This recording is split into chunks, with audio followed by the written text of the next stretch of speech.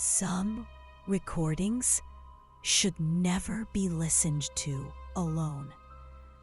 In 1977, in a small, unassuming house in Enfield, London, a series of tapes began to roll. They weren't recording music. They were recording a voice. A voice that shouldn't have been there. This is the story of an ordinary family pushed to the edge by an extraordinary terror. A story documented, debated, and feared for over 40 years. This is the Enfield Poltergeist.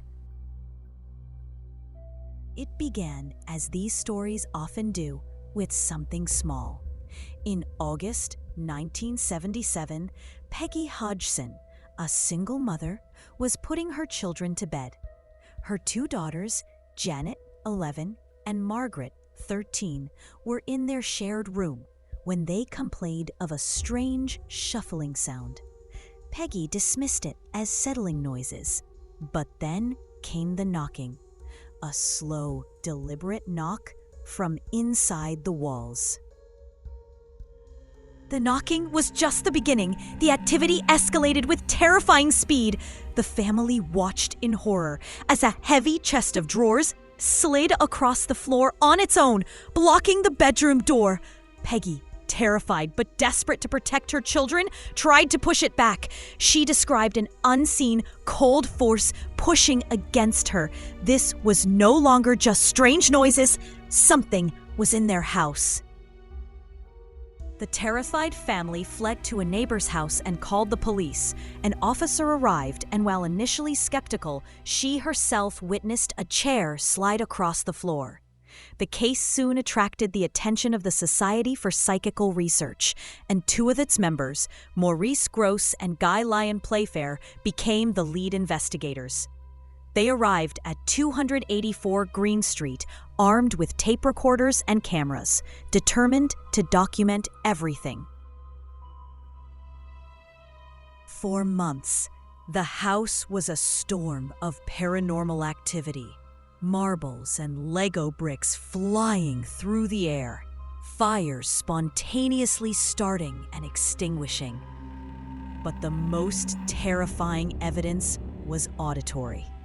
A deep, raspy, guttural voice began to speak through 11-year-old Janet. It claimed to be the spirit of Bill Wilkins, a man who had died in the house years earlier. The investigators' tapes captured it all. The phenomena grew more violent and more visual. The investigators, along with photographers from the Daily Mirror newspaper, documented what appeared to be impossible events. Janet was repeatedly thrown out of her bed. Objects would teleport across rooms. And most famously, in a series of shocking photographs, Janet appeared to levitate, her body contorted in unnatural positions in midair. But with fame came intense scrutiny. Skeptics emerged, questioning the authenticity of the events. They pointed out that the voice only appeared when Janet was alone, and that she had been caught on camera bending spoons. The levitation photos were dismissed as simple jumping. Was this terrified family actually a group of masterful pranksters hungry for attention? The case became so famous it attracted paranormal investigators from across the Atlantic. Ed and Lorraine Warren. They arrived in Enfield, bringing their own brand of investigation. Lorraine, a clairvoyant, claimed to sense a deep, inhuman presence in the house. The Warrens concluded that while some of the events might have been childish pranks, the core of the haunting was genuine and deeply malevolent. One of the most chilling aspects of the Warrens' involvement was their description of the entity's true form. It wasn't just the ghost of Bill Wilkins. They claimed the poltergeist was a mask for something much worse, a demonic spirit. It sometimes manifested as a tall, impossibly thin, smiling figure known as the Crooked Man, a terrifying specter that haunted the children's nightmares. The haunting tormented the Hodgson family for 2 long years. The world was watching. Investigators were baffled. And then, as suddenly as it began, it stopped. In 1979, the activity simply faded away, leaving the family in peace. There was no grand exorcism, no final confrontation. The entity, whatever it was, just left. So what was the Enfield Poltergeist? To this day, it remains one of the most polarizing cases in paranormal history.